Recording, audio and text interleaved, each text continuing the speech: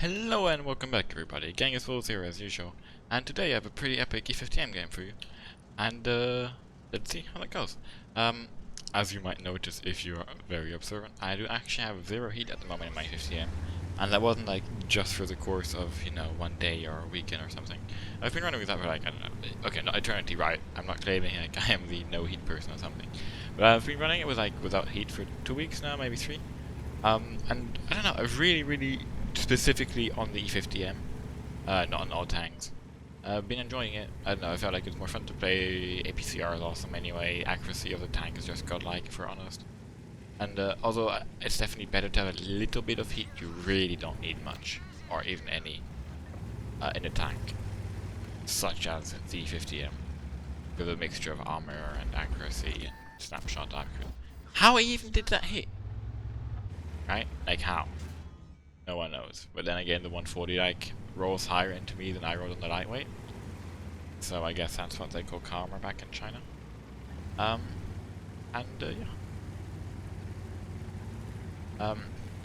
Pretty standard matchup.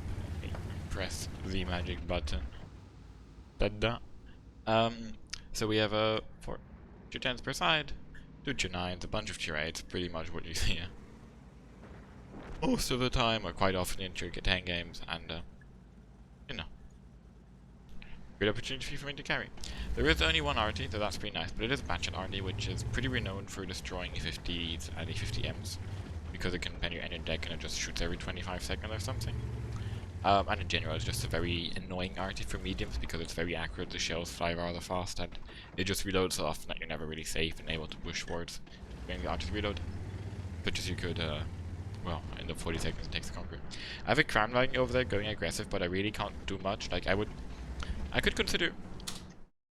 Actually, this is such a great example, I didn't even realize this until now. Right now, like, the standard thing to do is like, okay, my team is going forward, is doing, right, this crown wagon is farming damage over there, I'm not doing any damage here, I also want to be up there. That's so I'm gonna go there or there and try and push too.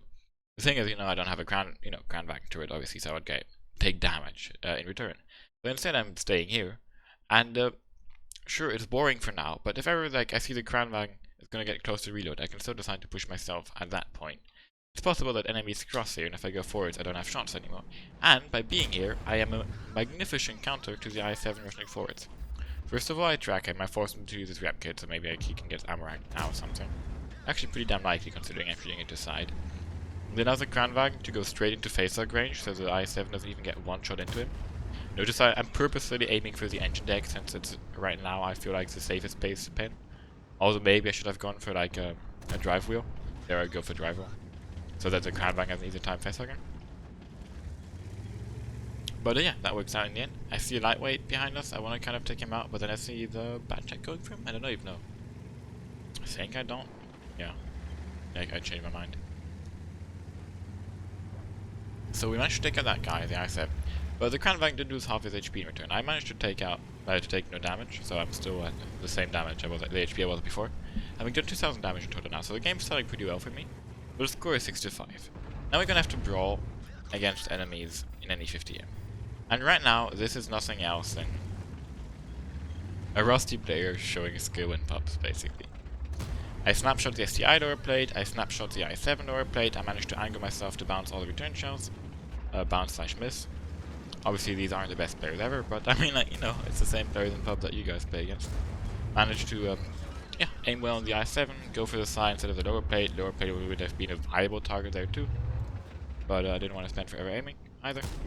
Managed to sneak in a tiny shot with my lower plate. With the E50M you always have to play around a bit with how much you show front and side, since it doesn't only affect your armor, but also your gun depression, since your gun depression straight forward is way worse than it is sideways. I use the E100 going forwards to be able to get behind this wreck, which then provides cover for me. But I then see that I'm going to reload before the STI will, and he's a one-shot, but I bounced, so that's why I went forwards there from behind the wreck anyway. And then I'm like, fuck this STI, let me farm this KB4. The con round is kind of shoving into me. And I'm going pretty aggressive here.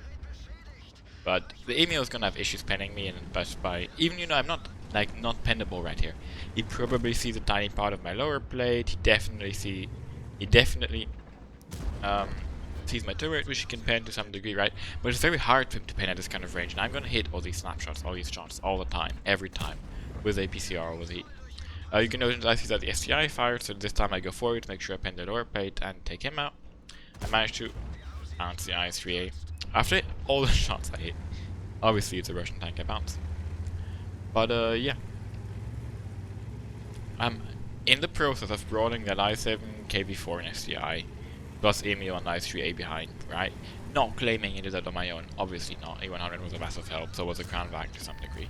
I took 600 damage. Not even, I think. So that is definitely, I don't know. It's like it's a mixture of, especially in medium tanks, right? Such as E50M, actually, or even like 50Bs, right? Anything which has not a lot of armor. Making great trades like that in brawls, especially against like more armored, more alpha enemies, is always going to be a mixture of skill and luck. It's, you know, always have that lucky component of them just being bad, them not hitting and penning their shots, right? But every single time they just trade, pen me, and then they angle perfectly well so that I don't get a good shot at them, and I bounce, I'm gonna get wrecked. But yeah, as you can see, if you really play well, really focus on where you shoot, and make that one of the main points you play around, and just look at the enemy reloads and always poke when at least most of the enemies have reloaded, right? I can peek if the IS-3 is loaded, because he's gonna bounce. I can peek if the SDI in the back is loaded, because I'm just gonna show myself to the guys in the front. So then I'm basically still trading 1 for 0. So basically what you're doing is using yourself, the enemies, and your team to always find situations where you're trading 1 for 0, or 2 for 1, even though you're actually in like a 3 or 4 or 5 versus 5 or 3 versus 3 group fight, right? I managed to pick up the IS-3. I get a shot on the 140 also. And yeah, then now there's 263 left over here. And I managed to get it. Yeah. As you can see, people always also, you know, Gangers, you're always so lucky at snapshotting and so on. Did I snapshot that 263? Yes. If we, I don't know, just for those who don't believe me, let's actually go back 20 seconds real quick. It's really important when you snapshot that you actually aim where you want to hit, because what you're hoping for is not just that your tank, like RNG, randomly hits a spot you pen, or you can pen, right? What you're hoping for is that the shot goes exactly in the middle, exactly in that dot, which happens more often than you would believe because of the way RNG works, and you were holding the middle, you know, the actual dot, actually somewhere you can pen, and not near the tank or on the upper plate or something. Although this might not be the best example of it, although I'm slowing down a lot right here. I know. Just want to show you this real quick, yeah. Didn't really intend on doing this because of the bushes. Do you see how I'm aiming actually at the lower plate, right? It actually looks like I'm snapshotting, but I'm purposefully, this line here is where like the upper plate starts. I could be aiming a little bit lower, right? It wouldn't hurt either. Maybe I even am by the time I'm shooting. But yeah. And I get lucky, the shot nearly goes where I'm aiming for. It actually goes a bit weirdly here, but then again, this is also graphics, yeah. I wouldn't take this indication of where the shot is going too accurately. I would trust the where I'm aiming as to be where I'm aiming. And although the game goes on, I'm not actually going to get the RT, and RT is the only thing that's left. I'm going to show you the post-game stats instead.